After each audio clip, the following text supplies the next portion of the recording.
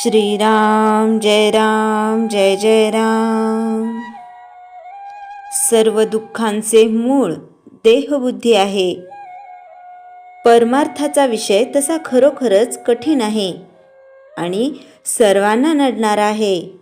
ज्याला हा विषय जाणून घ्यायचा असेल त्याला मी कोण हे जाणण्यापेक्षा मी कोण नव्हे हे जाणणे महत्त्वाचे आहे। एखाद्या पाऊल वाटेने जात असताना ती वाट चुकलो आणि आपण भलत्या मार्गाला लागलो तर त्या पुढला सर्व व्यवहार चुकत जाणार। एखादे गणित सोडविताना एखाद्या आकड्याची चूक झाली की त्या पुढील सर्व गणित चुकत जाते, किंवा एखाद्या रोगाचे निदान बरोबर झाले नाही तर मग त्या रोगावर केलेली औषध योजना फुकट जाते।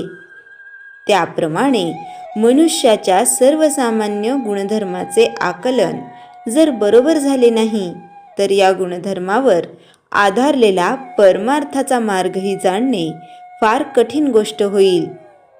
आपण आनंदी असावे, नेहमी आनंदात राहावे असे सर्वांनाच वाटते। हा झाला पहिला गुणधर्म। या आनंदात चिरंतन असावे, निदान आनंदाच्या अपेक्षेत तरी चिरंतन राहावे असेही आपल्याला वाटते। खरे म्हणजे मरण कुणालाच आवडत नाही। जगण्याची हाव किंवा चिरंतन राहण्याची आवड आपल्याला सर्वांनाच असते। परमेश्वर आनंदरूप आहे, तो चिरंतन आहे। आपल्या ठिकाणी तो अंशरूपाने असल्याने आपल्यालाही तसे राहणे साहजिकच आवडते। पण आपली मुळात वाट चुकली आणि म्हणून त्यापुढले सर्व व्यवहारही चुकत गेले। एखाद्याच्या परसातले झाड पडल्यावर तो माझे झाड पडले असे म्हणतो, परंतु त्याचा देह पडल्यावर त्याचे शरीर पडले असे नाही आपण म्हणत, तो मेला असे म्हणतो। म्हणजेच मुळात चूक ही की आपण स्वतःला देह समजूनच राहतो। देह माझाच समजून त्याच्यावर प्रेम करतो, ही पहिली चूक। नंतर या देहाचे गुणधर्म म्हणजे विकार आपल्याला चिकटल्यावर त्यांचीच जोपासना करतो, ही दुसरी चूक। एकदा हे विकार चिकटल्यावर त्यांची वाढ न थांबविता ते नेतील तिकडे त्यांच्या पाठीमागे जाणे आणि त्याकरिता वेळ प्रसंगी आपली बुद्धीही गहाण टाकणे, ही तिसरी चूक। अशा रीतीने चुकांनी चुका वाढत जाऊन आयुष्याचे गणित मग साफ चुकते। एखादे झाड तोडायचे असेल तर प्रथम त्याच्या फांद्या तोडाव्या लागतात आणि नंतर बुंधा तोडतात। तसे नीतिधर्माने वागणे म्हणजे देहाला लागलेल्या विकाराच्या फांद्या तोडण्याप्रमाणेच आहे। दुसरी योजना म्हणजे सगुण भक्तीची। सगुण भक्ती करताना माणूस क्षणभर का होईना स्वतःला विसरतो आणि मी तुझा आहे असे म्हणतो। या भगवंताचा सतत सहवास जर कशाने लाभत असेल तर त्याच्या नामानेच। या नामाच्या सहवासात राहिल्याने देहावरचे प्रेम आपोआप नष्ट होईल आणि मग देहाने मांडलेल्या प्रपंचावरचेही प्रेम कमी होईल। पुढे त्याला सर्वत्र परमेश्वरच दिसेल। तेव्हा आत्तापासून मी राहीन तर नामातच राहीन असा निश्चय करा। मला खात्री आहे राम तुमच्यावर कृपा करील। श्रीराम जय जय राम। चैतन्यवाणी मी कोणीच नाही, सर्व राम आहे आणि मी रामाचा आहे या गोड भावनेत आनंदात रहा। श्रीराम जय जय राम। श्रीराम समर्थ। दासबोध समास 1 दशक 24। विषय श्रद्धा, निष्ठा आणि साधकाची अढळ वाटचाल। या दशकात समर्थ रामदास स्वामी साधकाला ठामपणे सांगतात, श्रद्धेशिवाय साधना टिकत नाही, निष्ठेशिवाय साधना पूर्ण होत नाही। हे दशक साधनेला चालना देणाऱ्या अंतःकरणातील शक्ती स्पष्ट करते. श्रद्धा म्हणजे काय? समर्थ सांगतात, श्रद्धा म्हणजे अंधविश्वास नव्हे, अनुभवावर उभी असलेली खात्री. श्रद्धा म्हणजे गुरुवचनावर विश्वास, शास्त्रवचन मानणे, मार्गावर ठाम राहणे, संकटात न ढळणे, देवावर विसंबणे. श्रद्धा असेल तर मन स्थिर राहते, श्रद्धा नसेल तर साधना अर्ध्यावर थांबते. निष्ठा साधकाची ओळख.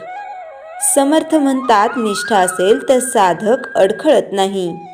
निष्ठा म्हणजे ठरवलेली साधना सोडू नये, वेळेचे पालन, नियम न मोडणे, आळशीपणा टाळणे, संकटातही मार्ग न बदलणे. निष्ठा म्हणजे स्वतःशी प्रामाणिकपणा. श्रद्धा निष्ठा नसतील तर काय होते? समर्थ सावध करतात, संशयाने साधना नष्ट होते, परिणाम मन डळमळते, गुरु शास्त्रावर अविश्वास, मार्ग बदलण्याची सवय, अपूर्ण साधना, अंतःकरणात रिकामेपणा. संशय हा साधकाचा हळूवार शत्रू आहे. संकटे आली तरी श्रद्धा टिकवा. समर्थांचा उपदेश. संकट म्हणजे कसोटी, पराभव नव्हे. संकटात श्रद्धा वाढवावी, निष्ठा घट्ट करावी, साधना सोडू नये, तक्रार टाळावी, धैर्य ठेवावे. संकटात टिकलेली श्रद्धा साधकाला पुढे नेते. श्रद्धा निष्ठेने कृपा ओढून आणते. समर्थ सांगतात, निष्ठावान साधकावर देव कृपा करतो, कारण त्याचे मन स्थिर, हेतू शुद्ध, प्रयत्न सातत्यपूर्ण, अहंकार कमी. देवाला मोठेपणा नको, निष्ठा हवी. बाह्य चमत्कारांपेक्षा अंतर्गत बदल महत्त्वाचा. समर्थ स्पष्ट करतात, साधनेचा खरा परिणाम अंतःकरणात दिसतो. खरा परिणाम मन शांत, राग कमी, लोभ घटतो, समाधान वाढते, सेवा वाढते. चमत्कार शोधण्यात साधना अडकवू नका. श्रद्धा निष्ठेने साधक अढळ होतो. समर्थ अंतिम संदेश देतात, श्रद्धा आणि निष्ठा असतील तर मार्ग चुकत नाही. हा भाव ठेवा, गुरुवचन माझा आधार, साधना माझा श्वास, रामनाम माझा आश्रय. हा भाव साधकाला अढळ बनवतो. दशक 24 सार. 1. श्रद्धा साधनेचा पाया. 2. निष्ठा साधनेची शिस्त. 3. संशय साधनेचा शत्रू. 4. संकटे साधकाची कसोटी. 5. निष्ठेने देव कृपा मिळते. 6. अंतर्गत बदल हाच खरा चमत्कार. 7.